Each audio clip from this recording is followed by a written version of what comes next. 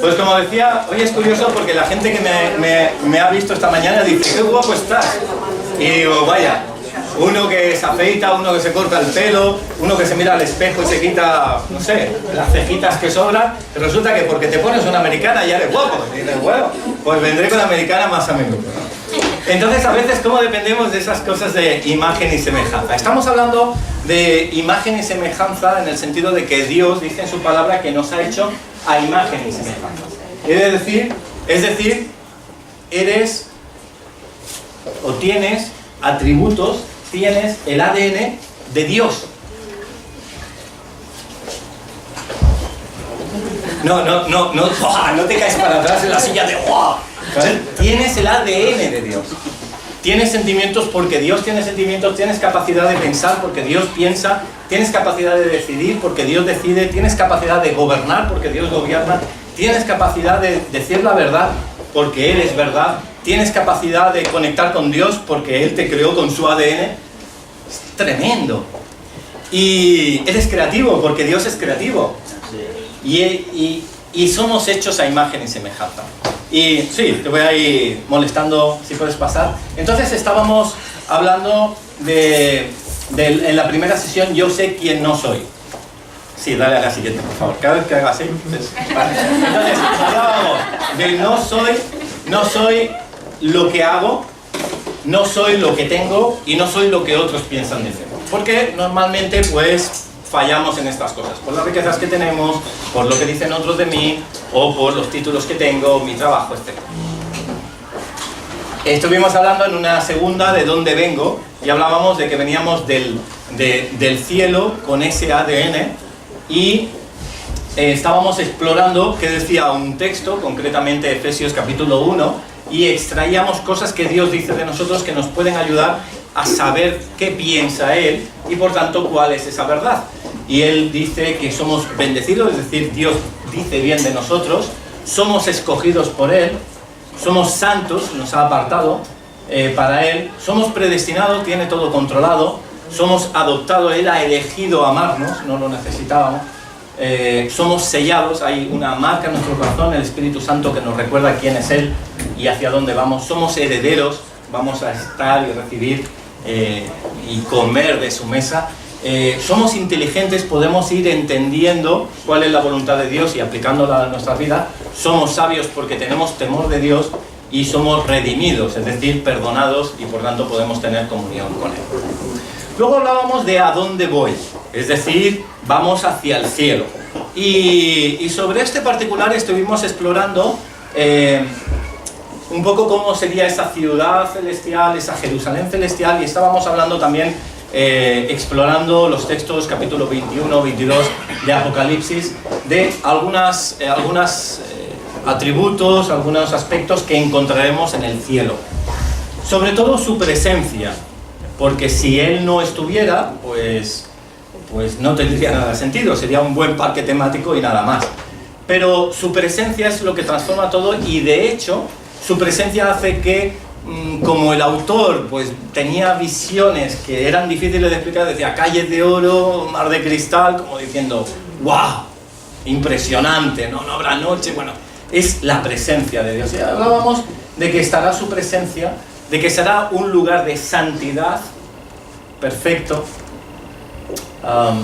un lugar de gozo, donde siempre habrá alegría, un lugar de vida, donde no habrá muerte, un lugar de herencia donde podremos disfrutar plenamente lo que Dios nos da, un lugar de perfección, ya no habrá errores, pecado, matices incorrectos, un lugar de verdad, no habrá mentira, ni se depositará mentira en nuestras mentes, un lugar de servicio, estaremos también trabajando y haciendo cosas como Adán en el paraíso antes del pecado, quiero decir que habrá actividad.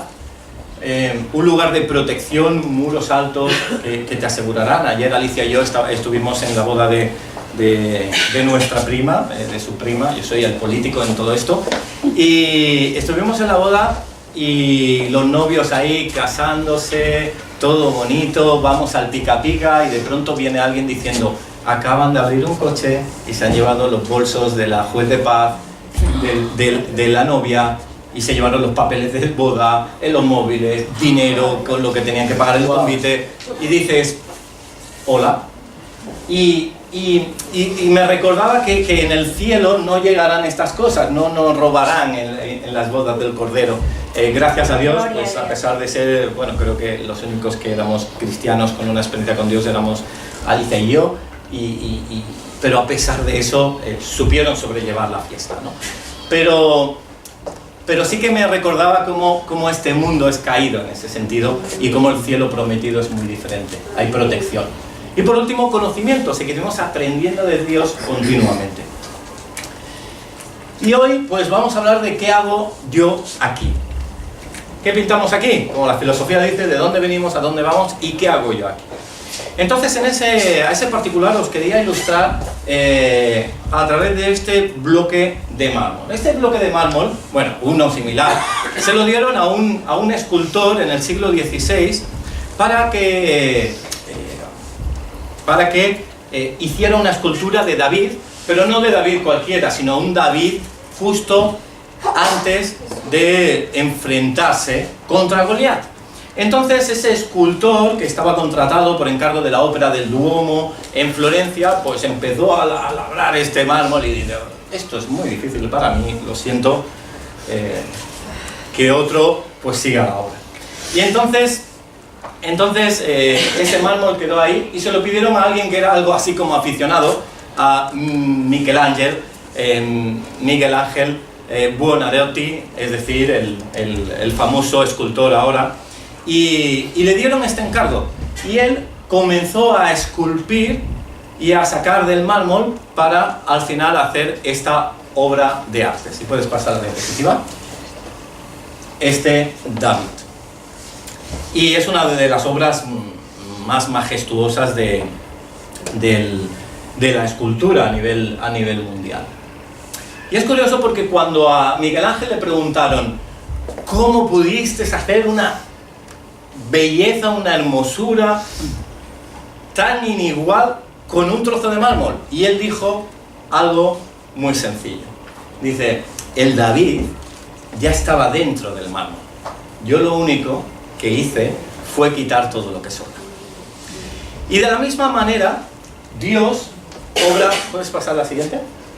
Obra con nosotros de esta manera. Es como si Dios encuentra un mármol y en nosotros va quitando trocitos de mármol porque Dios ya sabe quién hay en ese interior. Él ya lo dijo.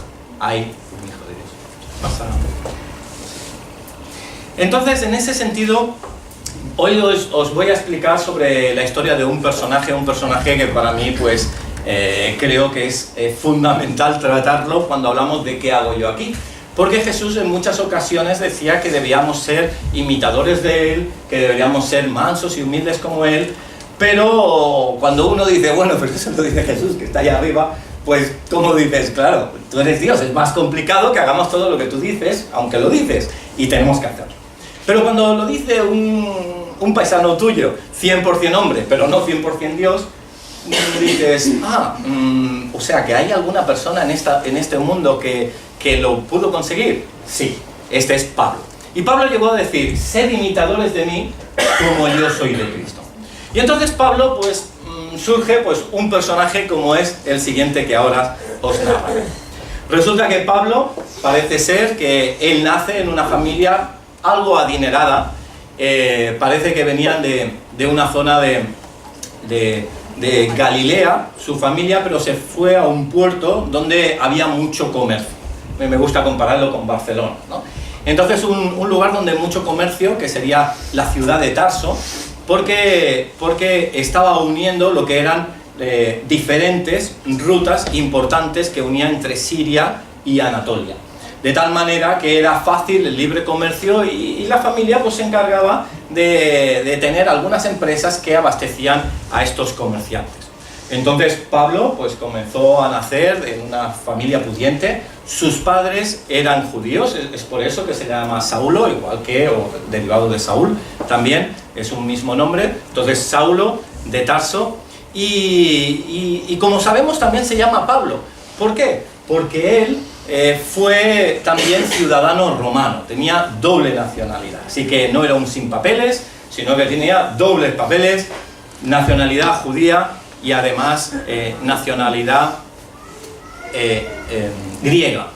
romana. Y Pablo, por tanto, él había contraído esto. Parece ser que porque por una alta suma de dinero, entonces podía uno ser ciudadano romano. Así que él estaba creciendo en una ciudad de comerciantes, una ciudad con un buen puerto y una ciudad con una filosofía profunda, una filosofía estoica. ¿Y los estoicos quiénes eran? Bueno, eran aquellos que decían, mira, no te comas el coco mucho con las riquezas porque no te va a hacer feliz, sino que tienes que buscar más las cosas del alma y ser un poquito más asceta. Sería lo que ahora veríamos en Barcelona, pues estos budistas pro o hipsters que van un poco de paz y tal, y no quiero contaminarme con el dinero, y yo ya tengo mis rollos de estar tranquilo y hacer mis prácticas de conexión con una espiritualidad que ni entiendo. Y entonces, bueno, pues serían estos estoicos. Por tanto, un jovencito como si paseara por Barcelona y se fuera encontrando estas realidades. Y este es el Pablo que encontramos en esa ciudad.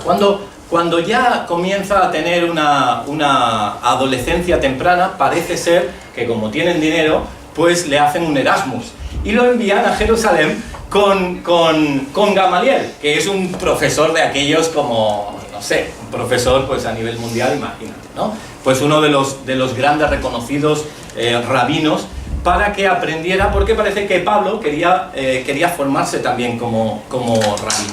Entonces él, en vez de irse por los estoicos, que eran un poco así, se fue más por los fariseos, que respetaban la ley, que guardaban toda la tradición judía, y bueno, y con Gamaliel pues quería pues sacarse una buena carrera universitaria, entre comillas, en ese Erasmus en Jerusalén, y comienza ahí pues a crecer.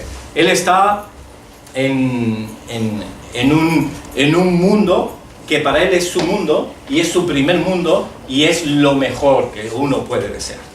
No sé si has conocido algunos papás que tienen algunos hijos que dicen, yo quiero darle lo mejor a mis hijos, una buena carrera, que vaya al extranjero durante un tiempo, que aprenda inglés o varios idiomas, que incluso si en vez de sacarse un grado superior, si es una carrera mejor, si es en Mundet, mucho mejor, tenemos personas de Mundet aquí, y si es ya en Oxford o en Cambridge, o pues mejor todavía, qué decir, ¿no? Y si vamos a Estados Unidos ya lo petamos, ¿no? Y mi hijo luego dice, es orgulloso, pues tiene una buena carrera porque va a tener un buen trabajo y ya está.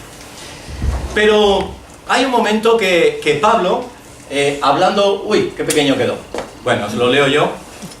Hablando de sí mismo, él creó un propio Dios de esa identidad. Y es lo que encontramos hoy en día, que tú fíjate en una cosa real, que es que todo el mundo cree en Dios. Todo el mundo cree en Dios. Y sí, ya sé que estás pensando. No te preocupes, sé lo que me digo. Todo el mundo cree en Dios. Pero solo unos pocos le creen con mayúsculas. Muchos creen en dioses pequeños. Mi carrera, mi familia, mi fútbol, Pero él estaba en esta situación. Solo unos pocos creen en el Dios con mayúsculas.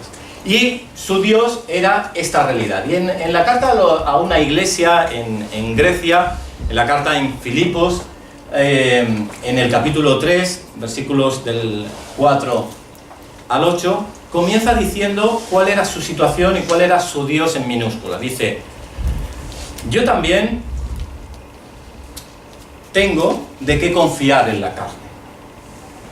Si alguna piensa que tiene de qué confiar en la carne, yo más.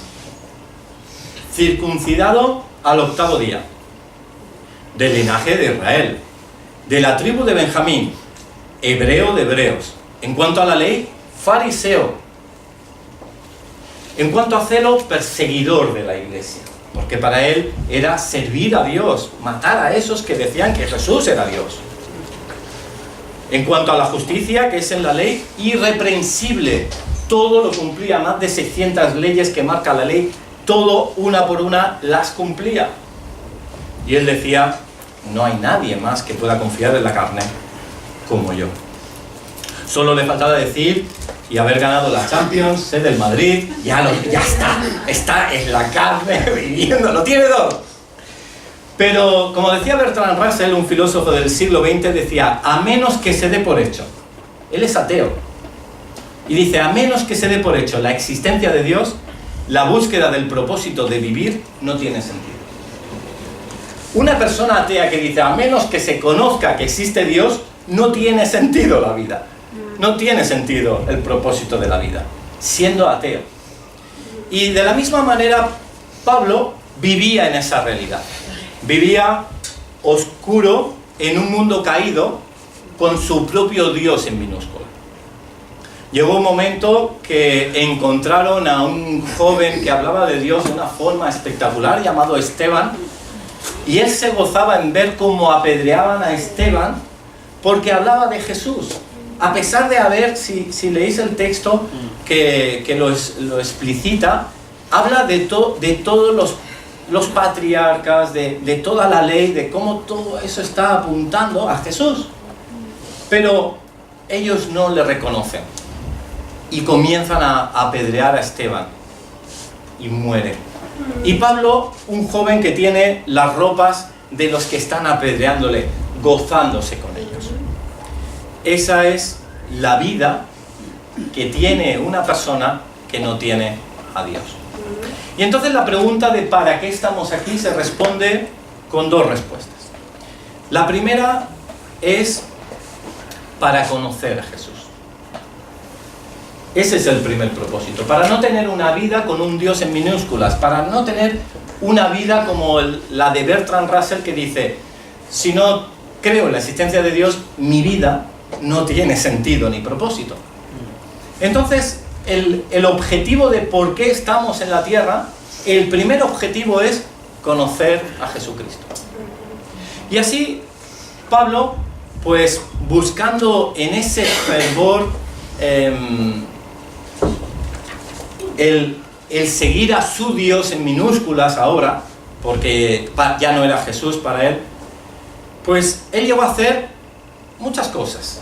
En el libro de Hechos 26 dice, mi deber era hacer muchas cosas contra el nombre de Jesús. Dice, yo encerré, y se gozaba de ello, yo encerré en cárceles a muchos de los santos, habiendo recibido poderes de los principales sacerdotes. Dice, los castigaba en las sinagogas, los forcé a blasfemar, a hablar contra Dios. Dice, enfurecido sobremanera contra ellos, los perseguí, incluso hasta ciudades extranjeras, pedía salvoconductos, visados para llegar a otros países y llevar a muerte a estos cristianos. Es decir, queridas mamás, este tipo de yerno es fenomenal. Un tipo amabilísimo, majísimo. Pero imaginaos la situación de tener o estar al lado de una persona que vive la pasión con su Dios de una forma que discrimina a todo el resto. Pero ocupado de esto, dice Pablo, dice, yo iba hacia Damasco, capital de Siria, con poderes y en comisión de los principales sacerdotes, cuando a mediodía, y explica la situación, yendo por el camino, vi una luz del cielo que sobrepasa el resplandor del sol, la cual me rodeó a mí y a los que iban conmigo. Es decir, no sabemos si iba caminando o en un caballo, corriendo, galopando, no sabemos exactamente, pero sí se dirigía a Damasco, no solo, sino con muchas personas, para conseguir poderes y matar o llevar a la cárcel a todos esos cristianos. Entonces dice, y habiendo caído todos nosotros en tierra.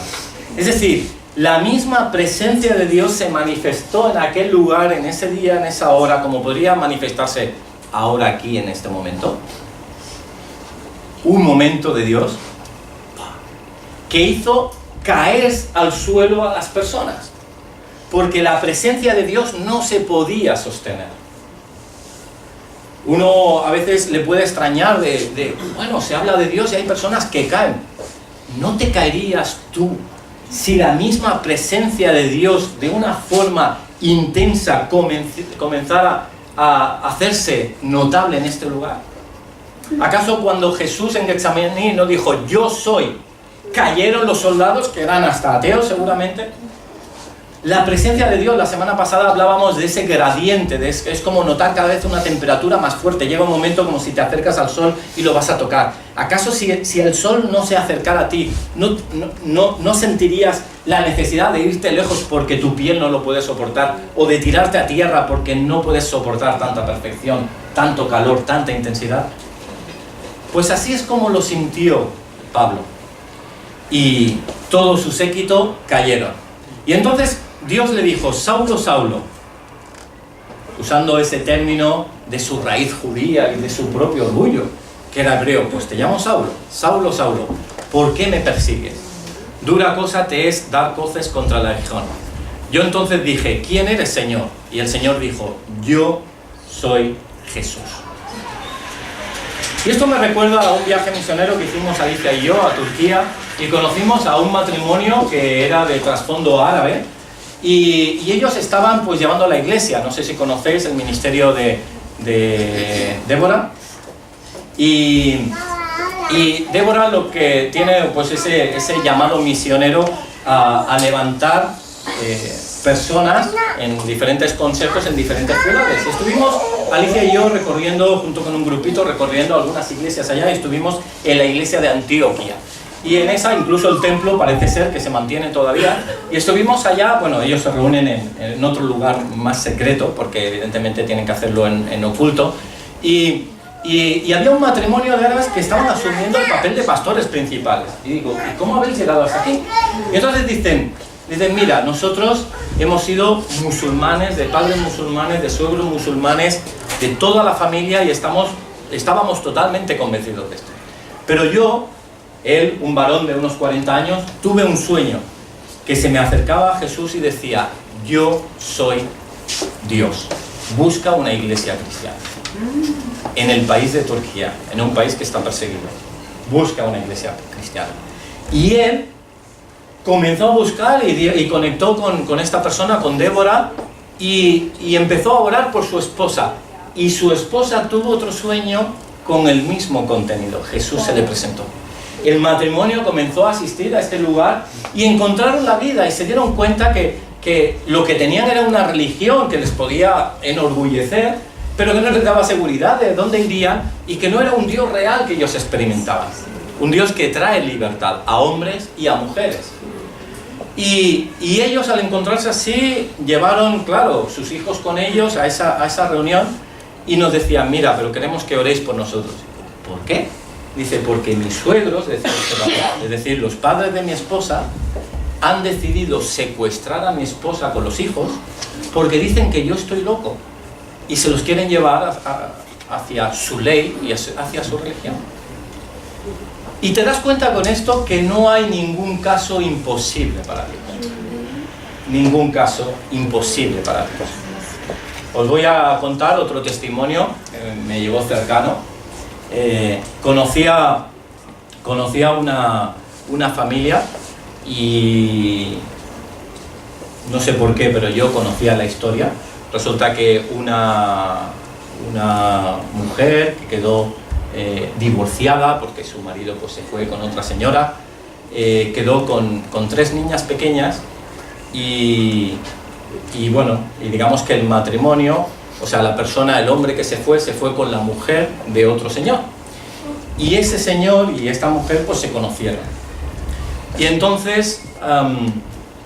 entonces empezaron a ser amigos. Los dos quedaron, bueno, habiendo tenido marido y mujer adúlteros, no eran cristianos, y hace muchos años pues ellos empezaron una relación. Ella tenía las 3 hijas y se acabaron casando.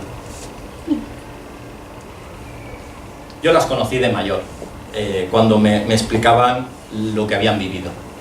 Ese hombre abusó de las 3 chicas, y durante prácticamente toda la vida.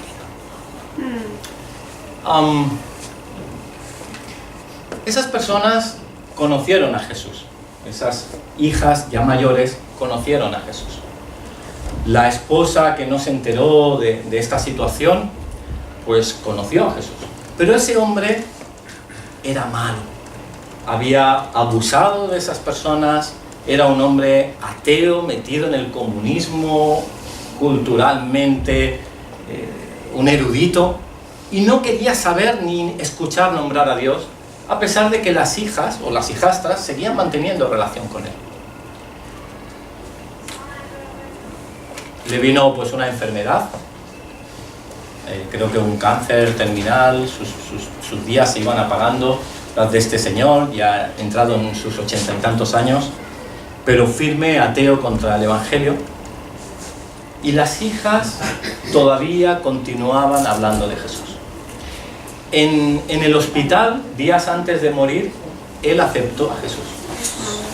Y yo pienso, ¿cómo vivirían estas mujeres hablar con un padrastro que ha abusado toda la infancia de ellas y que le están invitando a lo más alto, que es un encuentro con Jesús, que si pensamos carnalmente, si lo acepta va a pasar la eternidad contigo, y también ofrecerle un Dios a una persona tan atea, tan mala, y que siempre ha rechazado a Dios, pero recibió a Jesucristo en su corazón días antes de morir.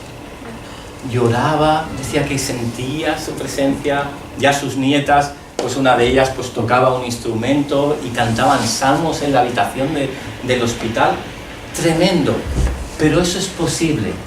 Es posible el perdón de las hijas, es posible la restauración de esa familia, es posible la transformación de un ser humano, sea cual sea tu convicción, porque Jesús es un Dios con mayúsculas. Amén. Él puede hacerlo. Entonces, a veces, si no hablamos a personas de Jesús, es porque el límite lo ponemos nosotros, porque es un Dios ilimitado.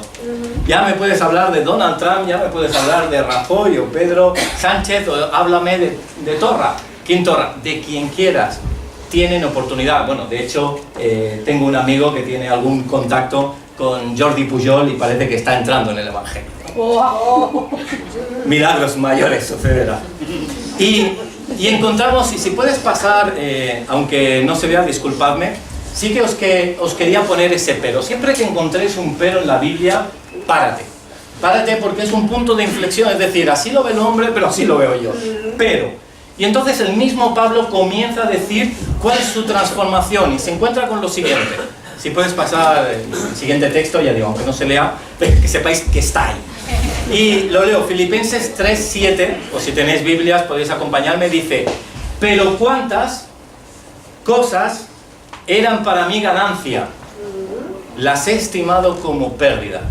Ese Erasmus con Gamaliel, ese hebreo de hebreos, ese fariseísmo, esa familia adinerada, esa ciudad cosmopolita, ese haber estado de adolescente en Jerusalén, ese haber estado guardando las ropas de hombres eruditos e importantes, ese haber sido Pablo, ese deseo de ser rabino para impactar a otras vidas como Gamaliel. Él dijo: todo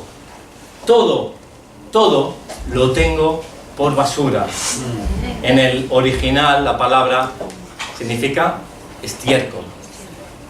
Nada.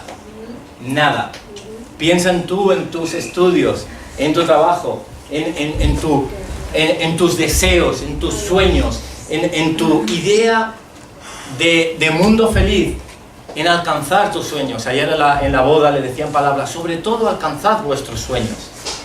Cuando los alcances no estarás vacío, seguramente. Dice: pero cuántas cosas era para mí ganancia, las he estimado como pérdida por amor a Cristo. Y ciertamente aún estimo todas las cosas como pérdida por la excelencia del conocimiento de Cristo Jesús. Es decir, vale, te doy el Erasmus, yo quiero conocer más a Jesús. Mira, sí, sé que estas personas eran influyentes, pero es igual, quiero conocer más a Jesús. Mira, sé que tengo una riqueza importante, no te importe, pero yo quiero buscar conocer más a Jesús. Es como esa parábola que habla de aquel que vendió todo lo que tenía para comprar un terreno donde había una perla escondida. Una perla, pero valía la pena venderlo todo por ella. cambios de actitud en el corazón, formas de hacer, cosas que siempre dices, yo siempre he sido así, vicios, todo lo tengo por basura. Dice, como pérdida por la excelencia del conocimiento de Cristo Jesús, mi Señor, por amor del cual lo he perdido todo y lo tengo por basura para ganar a Cristo. Entonces, el primer punto de por qué estamos aquí es: conoce a Jesús de una forma personal. Que se rompa ese corazón endurecido. Que en ti, si no lo has experimentado nunca, y si lo has experimentado, pues escucha el resto de la predicación. Que otros conozcan de Jesús. A veces dice, pero ¿acaso tú eres cristiano? Te veo muy radical. Como Pablo, te veo muy radical. Estás firme en la fe, te veo muy radical. Y yo digo, gracias Señor, porque tengo raíces. Porque eso significa ser radical. Tengo unas raíces firmes. Pero el que no tiene a Dios va como un barco a la deriva, que no tiene timón ni ve faro en la noche oscura, que le golpea cualquier oleaje, y eso ya es suficiente para dar sentido a una vida sin sentido. Entonces, podríamos preguntarnos, muy bien, pero ¿cómo viviría Pablo esta realidad? Pasa a la siguiente porque esta es más ilustrativa. ¿Cómo vería Pablo su vida ahora que ya es creyente? Pues él toma conciencia de una perspectiva y dice, es que yo soy un peregrino. Mira, en el mismo libro, la carta a Filipos, una carta que escribe ya encarcelado, él les dice, mira, nuestra ciudadanía está en los cielos, de donde también esperamos al Salvador y al Señor Jesucristo. Se da cuenta que lo que tenemos aquí desaparecerá. Yo cuando fui a inscribir a Joelito en el registro, me daba cuenta de que había venido al mundo, porque ya llevaba como un día o 2 días que había llegado, bueno, vosotros con Lennart, ahora es algo muy reciente, y te das cuenta que tienes en tus manos un sin papeles. Tienes en tus manos una persona que no tiene ni nombre. Tienes en tus manos una persona que no tiene ni el gorrito para que no se le enfríe la cabeza, ni el pantaloncito, no tiene nada. Y yo lo veía ahí, un trocito de piel de 1,8 kg ahí, de tropajillo, y dices, es que un día se irá con Dios igual. Igual que como ha venido. Incluso hasta el nombre que le ponga igual Dios le puso otro. No lo sé, porque tendremos cuerpos glorificados. Ese pellejito ahí tampoco será así un día. Y dices, qué bueno, tomar conciencia de ello. Porque parece que conforme vamos en esta vida nos vamos poniendo capas de túnicas importantes y de reconocimientos que parece que dan sentido a nuestra vida, pero que no la dan. Porque dan sentido a una vida sin sentido. Pero Jesús es todo. Imagínate, voy a hacer una cosa un poco kitsch y parece no muy espiritual, pero lo hago por amor al Señor. Imagínate tú en tu casa desnudo. Imagínate. Dios te ve así. Dios te ve desnudo de títulos, desnudo de influencias, desnudo de todo aquello que parece enriquecer tu identidad. Entonces él dice, no, es que yo no vivo aquí ciudadano aquí, yo soy ciudadano del cielo. Y entonces él toma una segunda realidad, una doble realidad. Parece que sea que de pronto tenía una vida y veía las cosas de esa manera, pero ahora las ve diferentes. Recuerdo que con Esther y fuimos a celebrar el cumpleaños de Isaac a una escape room, y no era una de esas físicas, sino una virtual. Y entonces nos pusimos unas gafas ahí súper chulas, y cada uno estábamos sentados, creo que éramos 6 personas, y cada uno pues en un asiento, pues así distribuidos por una sala pues, sin ninguna estética, ¿vale? Y teníamos ahí unas gafas, y de pronto a través de esas gafas veías una realidad virtual. Yo hacía así con la mano y veía como si fuera un robot con un número aquí, y digo, el 666, no. Y entonces un código tenía que poner, entonces tenía que ver allí a Bernardo que tenía un código, entonces, sí, tienes que ponerte este código, y él, ¿dónde?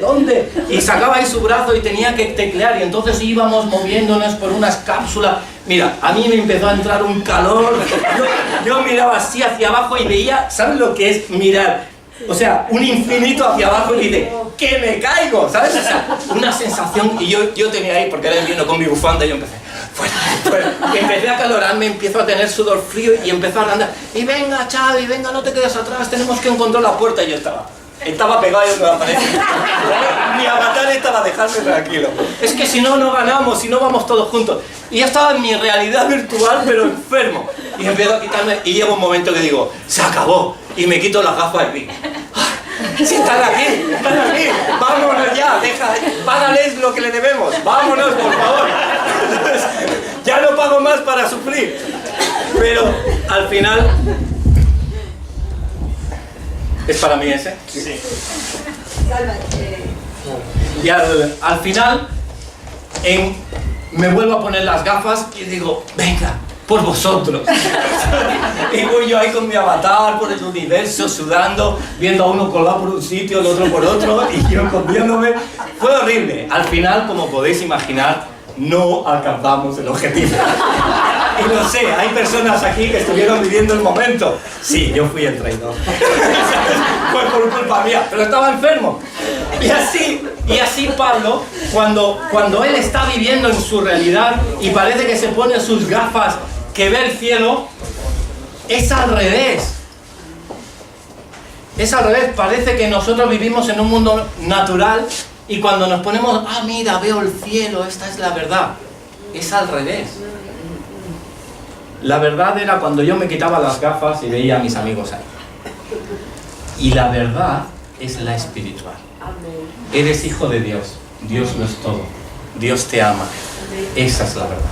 En Efesios dice que estamos sentados con Cristo. Esa es la verdad. Pero a veces nos ponemos las gafas de una realidad virtual que, mira, va a ir a la universidad. Mira, pues estos amigos. Mira, el coche se le estropeó. Y es una realidad virtual. Porque la verdad es la que vivimos. La que vivimos en él. Y así Pablo entiende esto y por eso escribe a los hermanos que están en Colosas y les dice, buscad las cosas de arriba, donde está sentado Cristo a la diestra de Dios. Dice que estamos sentados junto con Él. Esa es la verdad. Y Pablo continuamente lo vemos que dice, ¡wow, qué hombre! Lo único que hacía era vivir la vida natural en Dios. Porque lo otro eran fantasías que ha construido este mundo.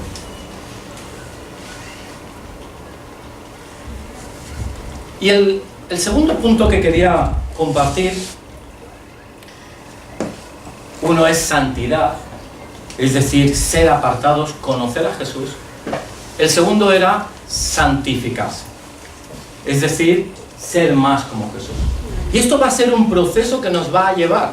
Nadie se puede desanimar porque las cosas no van bien. Nadie se puede autoculpar porque hace cosas que no están bien. Incluso el bautismo es simplemente una demostración de tu intención del corazón, no porque seas perfecto, porque entonces nadie se bautizaría. Pero Dios pide santificación integral. Hay un cartel en mi colegio que han hecho los alumnos de primero de bachillerato como una campaña antitabaco. Y han dibujado unos pulmones y uno que se va como quemando. Y han puesto una frase muy interesante que dice, ¿consumeixas o et consumeixas? ¿Consumes o te consumes? Y realmente cuando comemos, sea 5 hamburguesas en el McDonald's seguidas, sea que no hagas nada de deporte, sea que... pues todas esas cosas van en contra del cuerpo del templo del Espíritu Santo, de nuestro cuerpo. Y Dios quiere que nos santifiquemos de forma integral. También quiere que anímicamente estemos libres y por eso orábamos al principio. También Dios quiere que espiritualmente conectemos con Él. Y a veces tenemos la tendencia de culparnos a nosotros mismos porque no hacemos bien las cosas. Pero mira lo que decía este señor Pablo transformado viviendo en la vida normal. Él llegaba a decir, porque lo que hago no lo entiendo, pues no hago lo que quiero, sino lo que aborrezco, eso hago.